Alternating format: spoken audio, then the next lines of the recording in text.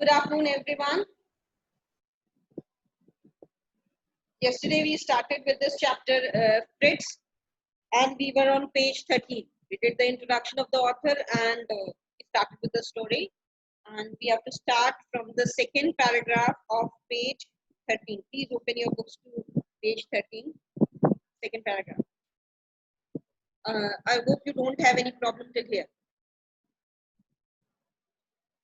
However, Jayanto's insistence on Booby did puzzle me somewhat.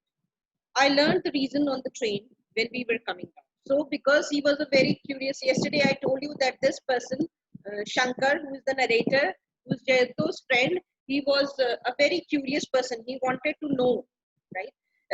This is obvious from his agreeing to visit Booby because he read a poem, so he was curious to know the fort of Booby. And now he wanted to know the reason why are they going to Booby? Why was Jayanto so much insisting on visiting Booby?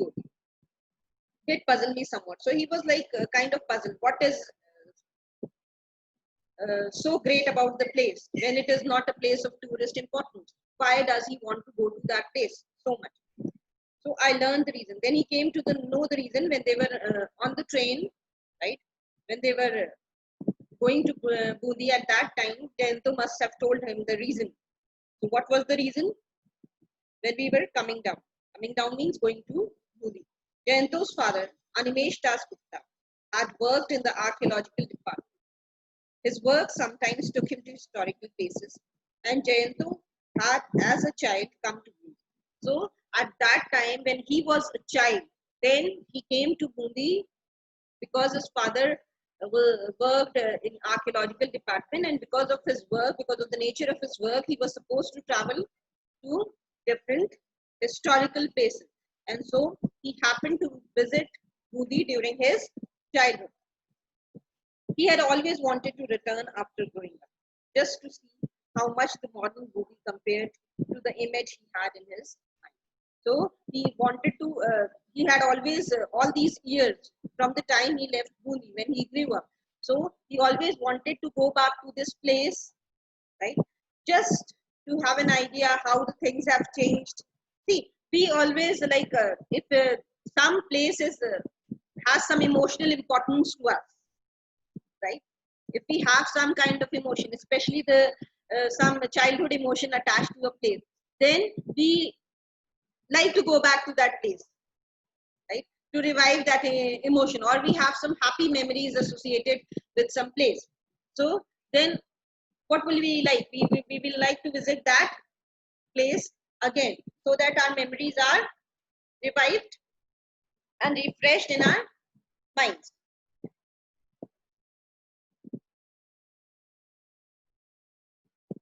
So the same was the case with Jain. The circuit house was really rather splendid, and the place where they stayed was a very splendid circuit house built during the time of the British. So now you can imagine all the you can imagine about the architecture of that circuit house. It must be like those old buildings which have high rising ceilings and right even there were arches in the ceilings and huge spacious. It must have been at least 100 years old. So it was a 100-year-old building where they stayed. It was a single-story building. In olden days, there were no two stories, right? Because there was so much space in this world, and the population was so less that there was no need to build two-story buildings, right? There were huge sprawling bungalows, and they were of more or less single-story with the sloping tiled roof. So sloping tiled roof, you must have seen the old buildings, right? They have sloping roof, right? So it had a sloping tiled roof. It was made of tiles. You must have seen that these kind of roofs. The rooms had high ceilings. So high ceiling was one of the characteristics of all the old buildings and old bungalows, right? They had very high ceilings. Not like the apartments these days, where you raise your hand and you are able to touch the ceiling. High ceilings and the skylights had long dangling ropes which could be pulled to open and shut them. What are skylights? Skylights, like on those ceilings, there is a small window kind of a thing on the ceiling. If you watch old movies, you will be able to see those as skylights, right? Which allowed sunlight to enter the room. Those were the windows on the ceiling. The tiled roofs were like this, and then there was some window on that ceiling only, right? So those are known as skylights. And then they had ropes. You can pull those ropes and open those skylights and close them, right? So it was just to allow the sunlight to enter the rooms or enter the house.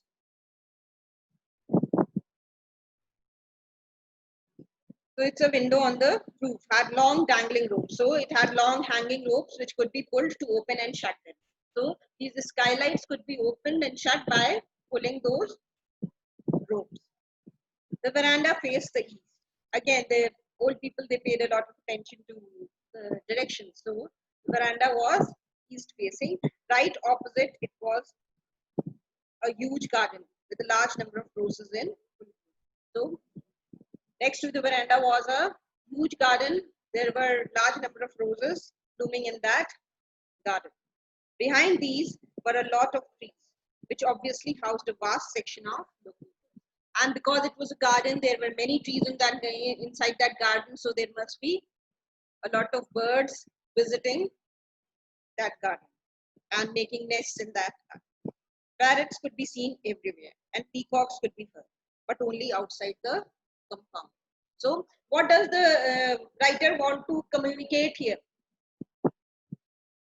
The writer is talking about the beauty of nature. A lot of the place was very old and it had a lot of natural beauty, right? A lot of plants and trees, they were growing free from pollution, right? So this is what picture the writer is trying to create in our mind.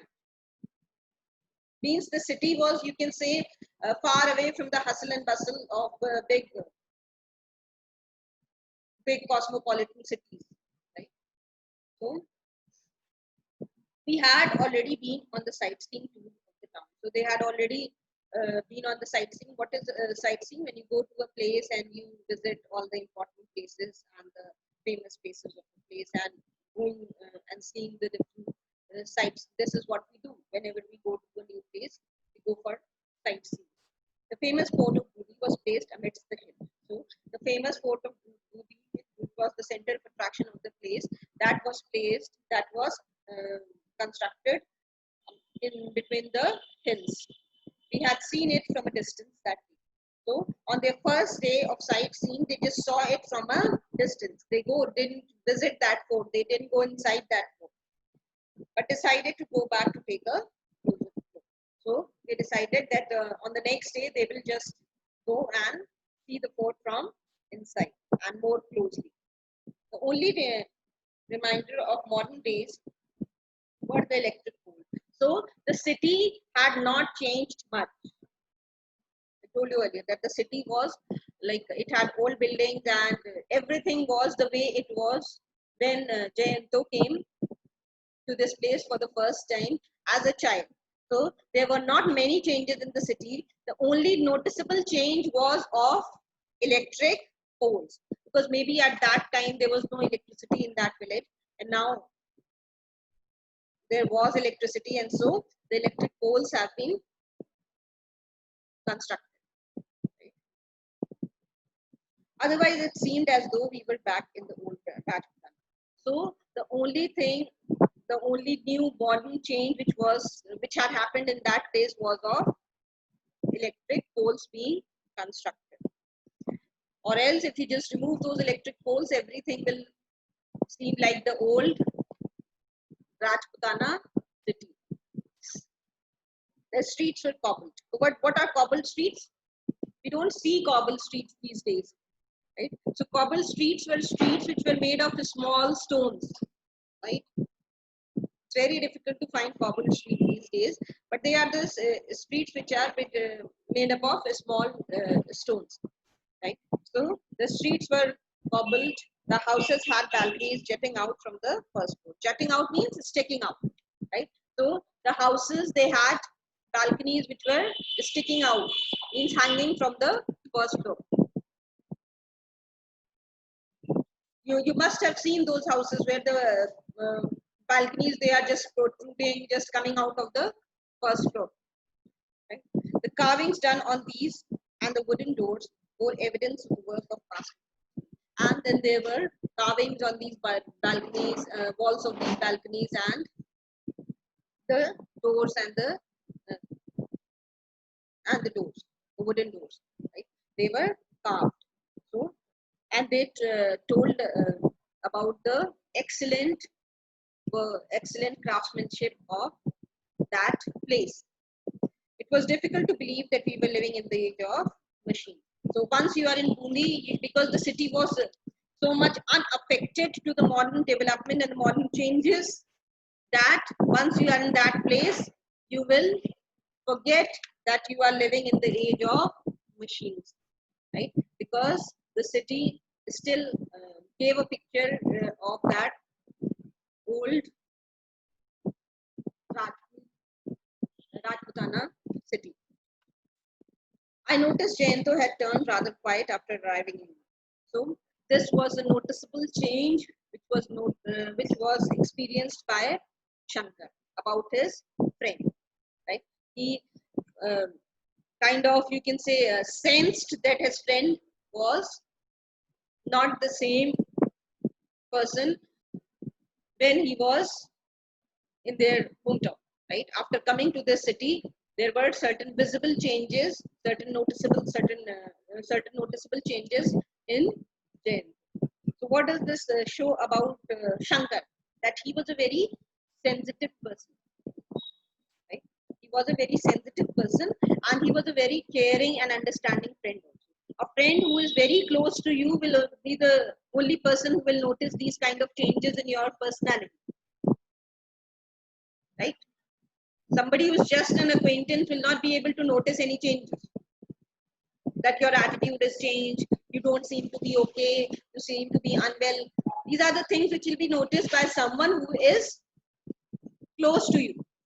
So this fact that Shankar was able to notice some changes in Jayanto's behavior or personality, this tells that he was a very understanding, caring person and a very sensitive friend. Only a sensitive. What do you mean by sensitive? Only a sensitive person can sense. A sensitive person is someone whose senses are very, you can say, agile and very active. Any change, a sensitive person will notice very fast. Who is an insensitive person? Who is not able to sense anything? Right? So the word sensitive comes from sense. Right? And what do these senses help us to do? They help us to notice and experience things which are happening around us. All the five senses, this is the primary function of all the five senses of your body.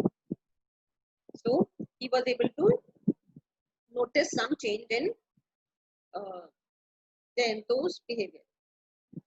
Perhaps some of his memories had returned. And then he thought that this must be one of the reasons, because he is revisiting the place after a long period of time.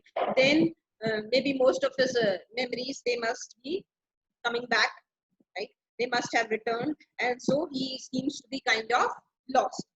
It is easy enough to feel a little depressed when visiting a place one may have seen as a child. So he thought it to be normal, right? He thought that this is a normal behavior done by someone who revisits a place where he has been as a child. Besides, Jayanto was certainly more emotional than most people. And then, being his close friend, he knew that Jayanto was more emotional in comparison to other people. See, how a person will behave in a particular situation depends upon the nature and the personality of a person also. Right? A particular thing will have a different impact on one person and an entirely different impact on another person and totally different on the third person. Right?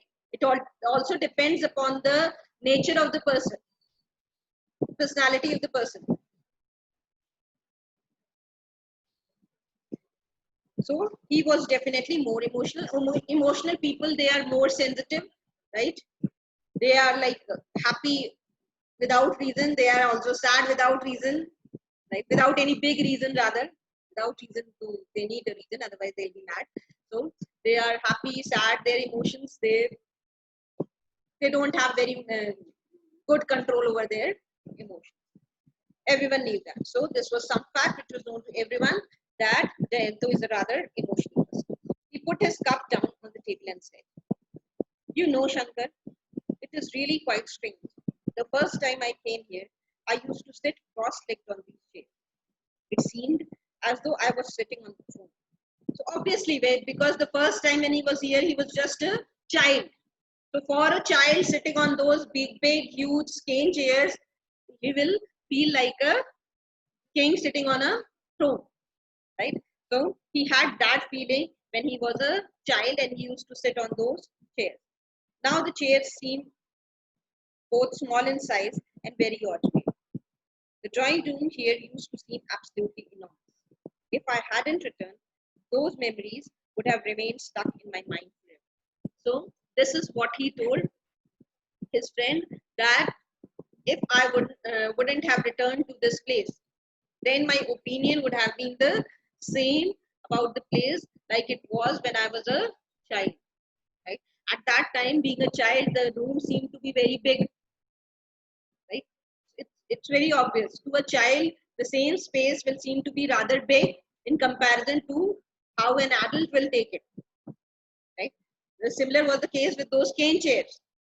For a child, for a small 5-year-old, 6-year-old, a cane chair will seem like a throne. Right? So he used to sit on those chairs, and this is what he told his friend Shankar, that if I wouldn't have come back to this place, then my old memories, I would have, my mind would be stuck in those old memories only. Right? My opinion about this place would have not changed. I would have not been able to come out of those memories of my childhood.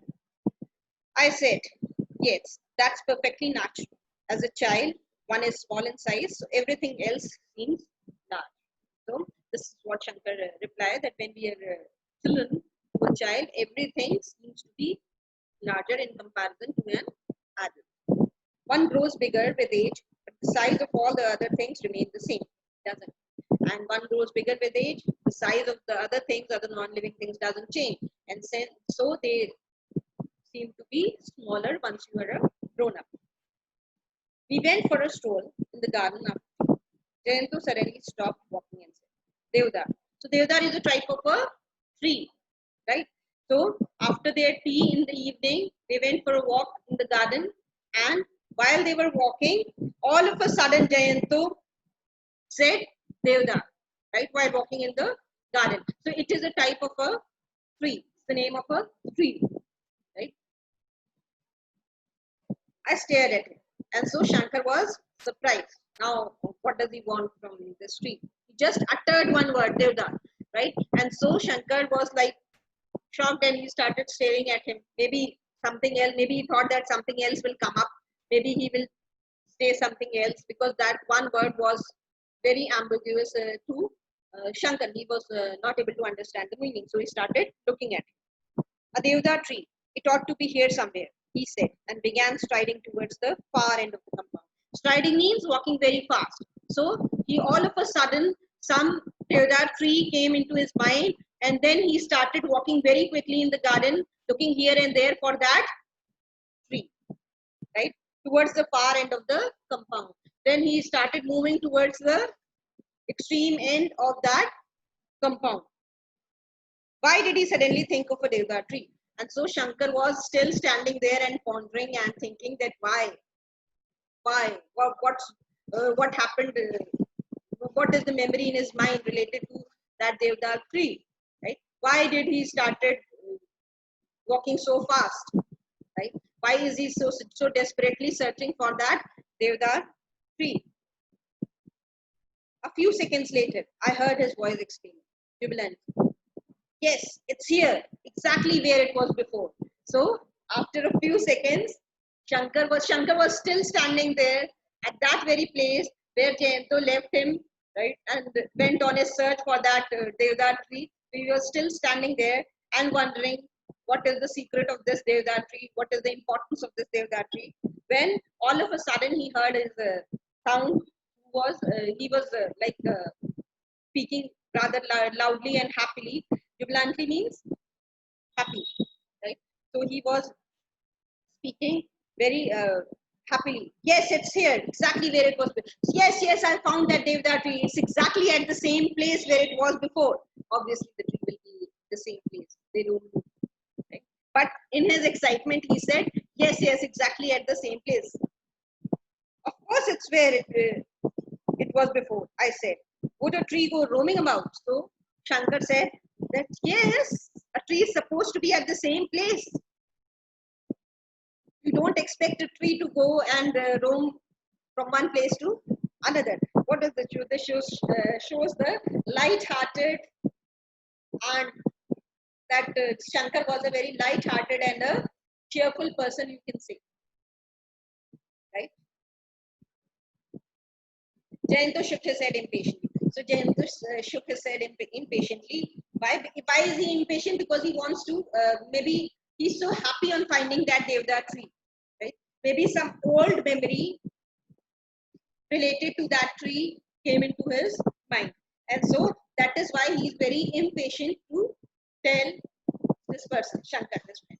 And so he said, no, that is not what I meant. So he said, no, that is not what I meant. I was telling you something else. All I meant was that the tree is where I thought it to be. So he said, I'm not saying that the tree is exactly at the same place where it is, where it was earlier. What I meant was that the tree is exactly at the same place where I thought I would find that tree, right? So he's happy that he's still able to remember the location of the tree, right? So that is why he was very excited.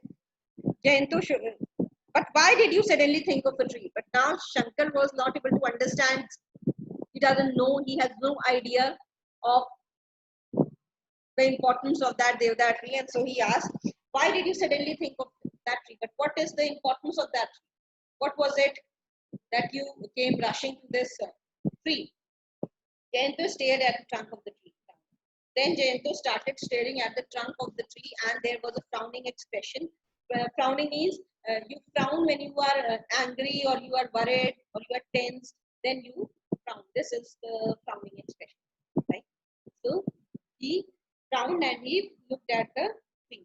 Then he shook his head slowly and said, and then he shook his head. Why was he frowning? Because maybe he was trying to recollect the importance of that tree in his life, right?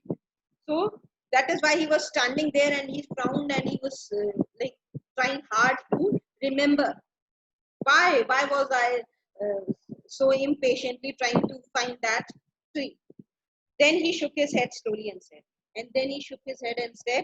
I can't remember that now. So now I don't remember anything. Why I was trying to find that tree. I'm sorry, I've forgotten. Something had brought me near this tree. I had done something here, a European. And then he said, there is some relation of this tree with a European. I don't know why I came to this tree all of a sudden today, but there is something associated with this tree. And then he had uttered another word, that is European. European, and then again another word which is like totally new and totally unknown to Shankar. He doesn't have any idea of any European also, like that tree. No, I can't recall anything at all. Memory is a strange business. So then he said that I am sorry, I am not able to remember anything further. He tried hard to recollect, but then he was not able to remember anything further. And so he said that memory is a strange thing. So see, he visited that place after a very long time. 31 years is a long time. And 31 years ago, he was just a small child. Right? So obviously he will take time. The things were coming into his mind in bits and pieces. Right? So he remembered two things on that day. That was the Deodar tree and European. So there is some connection between that European and that tree. Then they went back. They had a good cook in the circuit house. Later in the evening, while we sat at the oval dining table having dinner, Jayanto said.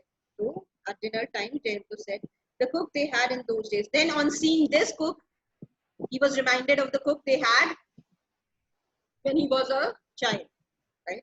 So he said that the cook they had in those days was called Dilawar. What was the name of his old cook when he was a child? The name was Dilawar. He had a scar on his left cheek. So there was some mark of injury. Scar means a mark of injury. So there was some injury mark on his left cheek, and his eyes were always red. His eyes were always red in color. But he was an excellent cook. They have presented a very horrifying picture of the cook also. Jayanto's memories began returning one by one soon after dinner. So after dinner, what happened? Slowly, one by one, right? The memories, they started coming back to his mind. When we went back to the drawing room, he could recall where his father used to sit and smoke his cheroot. What is a cheroot? Cheroot is a type of a cigar. A cigar is normally L-shaped, right? It's like this, bent at one end, right? You have seen a cigar, but what is a cheroot? Cheroot is a type of a cigar which is not bent, which is straight, right? So it is, you can say, a type of a cigar whose both ends are flat. That it is not bent, right? A normal cigar is bent at one end, where his mother used to knit. So he was reminded of all these places where his father used to sit and read newspaper when he was a child, and where his mother used to sit and do her knitting, and what magazines lay on the table. So even the memory of the magazines which used to be kept on the table, that also came into his mind. And slowly in bits and pieces. Bits and pieces means in small stretches, right? Not all of a sudden, so in a small amount. He recalled the whole business about his doll. So slowly he was reminded of everything about his doll, that he had a doll. It was not the usual kind of dolls that little girls play. So it was not the doll type of the doll which the girls play. One object. Now this paragraph is important. Please mark it as important because this contains the description of Fritz. Yesterday, Anushri and Ayush, you wanted to know who was Fritz, so you will get to know who was Fritz today, right? It was not the usual kind of doll that you girls play with. So it was a very, you can say, unconventional and very different type of a doll. One of Jayanto's uncles had brought for him from Switzerland. So that doll was brought by Jayanto's uncle from Switzerland. A 12-inch long figure of an old man. So it was, the doll was of an old man, dressed in traditional Swiss style. So because it was brought from Switzerland, so the doll must be dressed like a Swiss man. Apparently, it was very lifelike. So this is the special characteristic of the doll. That it was very lifelike. Lifelike means you look at the doll and you felt that it had life inside it. Right? It didn't seem to be inanimate, lifeless. Right? Although it was not